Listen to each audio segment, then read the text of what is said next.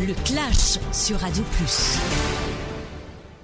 Bonjour, c'est un budget particulier qui vous présenter demain dans le Parlement. L'économie fin affectée par la pandémie COVID-19 qui met à l'arrêt beaucoup d'activités pendant plus que 6 semaines.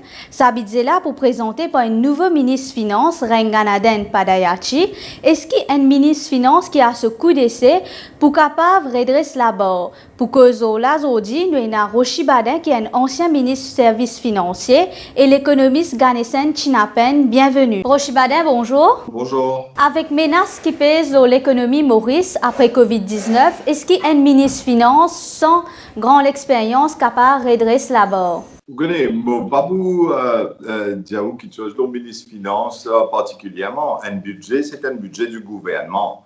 Et un Premier ministre, par exemple, il a une responsabilité pour présenter le budget aussi bien que le ministre des Finances qui lit les spokesperson du gouvernement en matière de finances.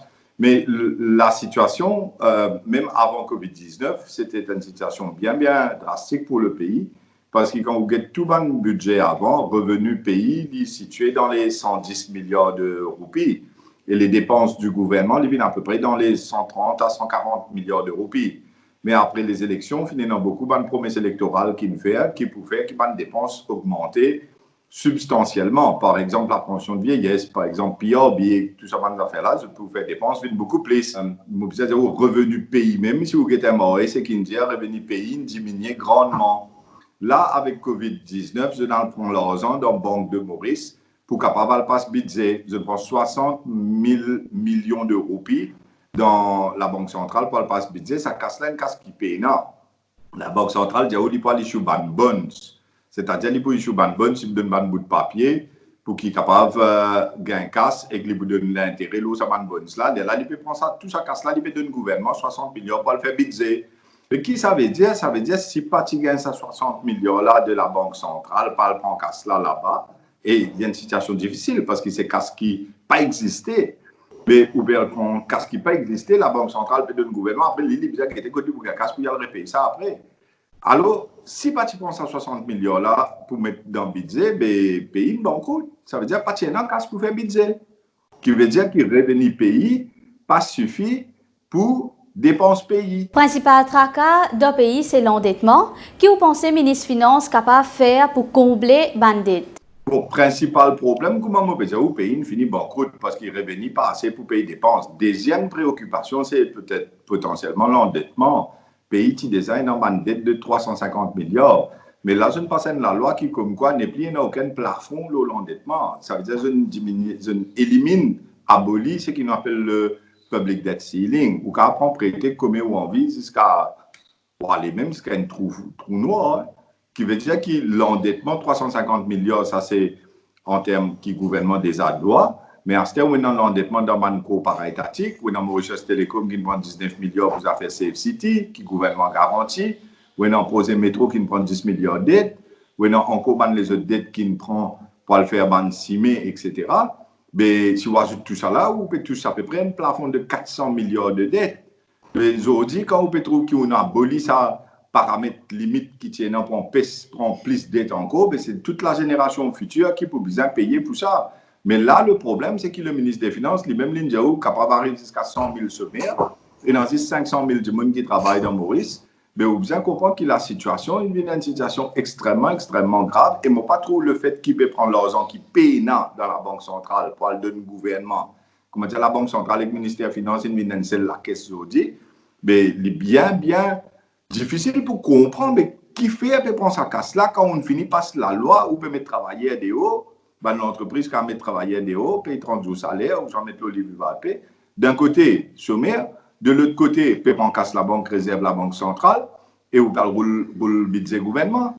À ce terme, vous prenez la casse là, vous donnez pour le faire certains leurs salons dire en fonction de la situation actuelle, mais la situation est bien grave, parce que vous pouvez donner ça dans le secteur privé, à travers MIC aussi, 80 milliards de roupies.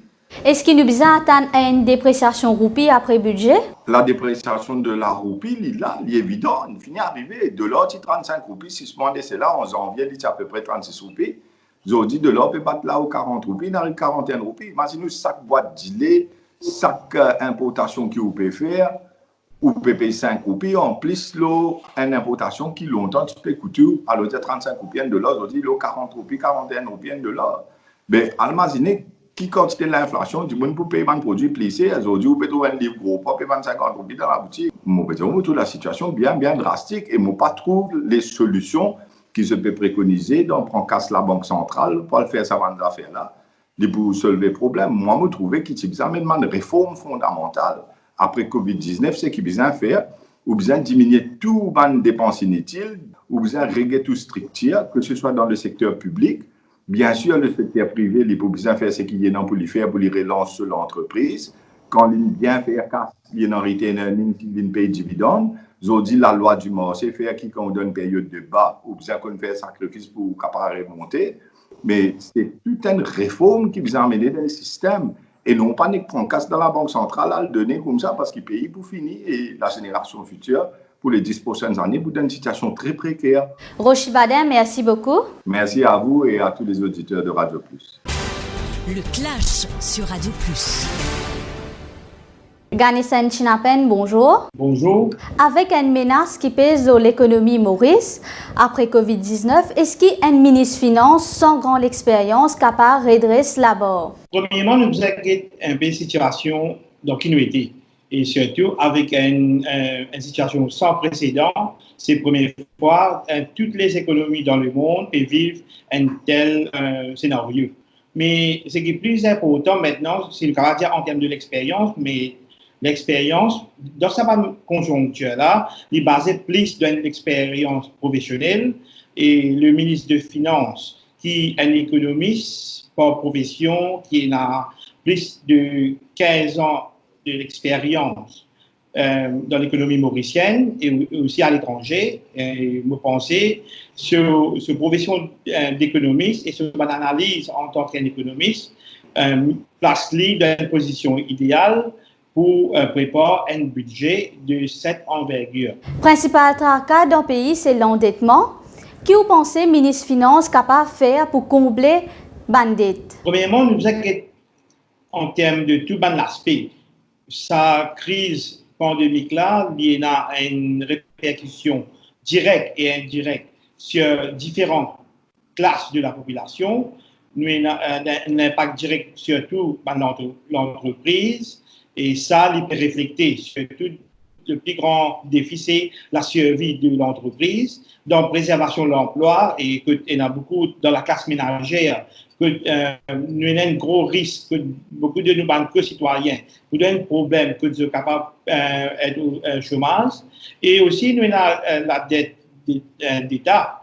Et je pense que c'est plus important le ministère de Finances qui vous trouve le juste milieu pour canaliser un peu nos dettes et toutes les organisations internationales telles que la FMI, la Banque mondiale, je peux préconiser que la dette est pour à la hausse dans beaucoup d'économies, mais pour nous, c'est plus important, le ministre des Finances, il faut bien renégocier avec tout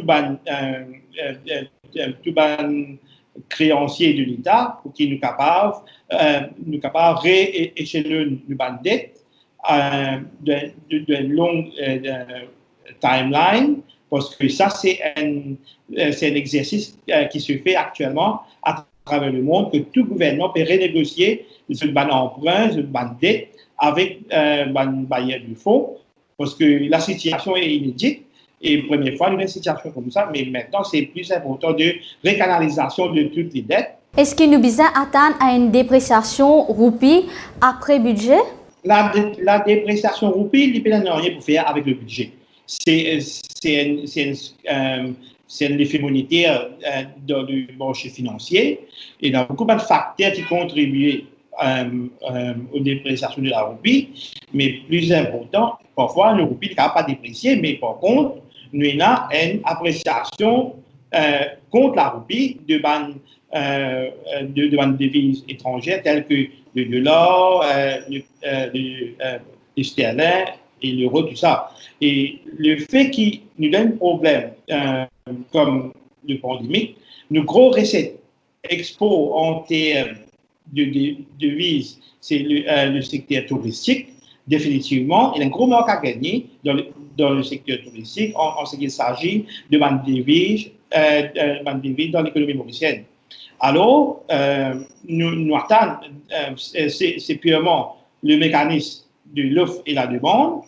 Nous avons un groupie qui prenait un risque de dépression et vous pensez une autorité comme la Banque de Maurice, il vous revoir et aussi la situation de près. Ganeshan Chinapen, merci beaucoup. C'est moi qui vous remercie. Le Clash sur Radio Plus.